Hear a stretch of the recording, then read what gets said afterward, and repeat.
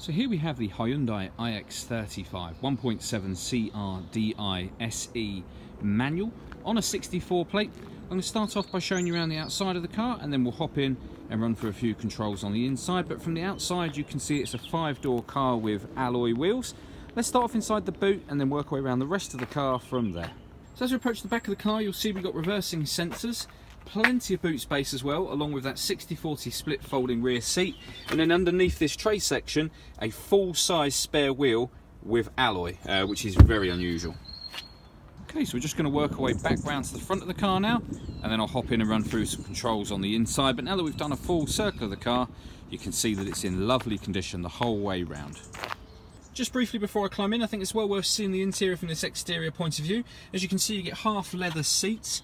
There's plenty to run through on the dashboard as well, so let's hop in and we'll do that now.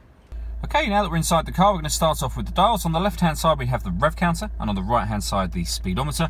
In the middle at the top, you can see the total miles on this car are 17,639. And then above that, we have a trip computer. You can change the information that's displayed there using a button on the steering wheel. That button is this one here, labelled trip. Above that, we've got cruise control. And then on the left-hand side of steering wheel, we have stereo controls as well as voice activation for the phone. So hit that button, ask it to dial anyone in your contacts list, and it will do that for you without you having to take your phone out of your bag or pocket. And then beneath that, we've got the ability to answer and end phone calls. That is, of course, once you've paired up the phone, and that is done over on the stereo in the centre just here. If I turn the stereo on just one moment and the volume off, you can see that radio-wise, we've got FM and AM stations, and we can save numerous preset stations using these buttons at the bottom just here. In terms of other ways to listen to your music, we have a CD player, we've got auxiliary and USB input as well, and as you can see just there, you can connect your phone to Bluetooth. There's a button just here for phone, and then follow the instructions using the buttons just there. Beneath that, we've got dual zone climate control, so you can adjust the temperature on the passenger and driver side.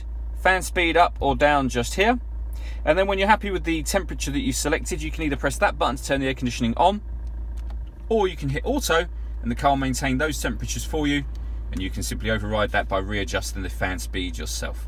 Below that, we've got heated passenger and driver seats.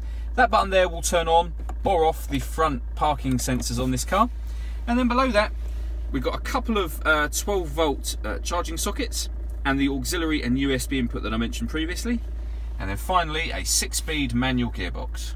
All that leaves me to say is thank you for taking the time to watch this video. If you'd like to come and see the car in person and have a test drive, please feel free to call any of our MJA sites.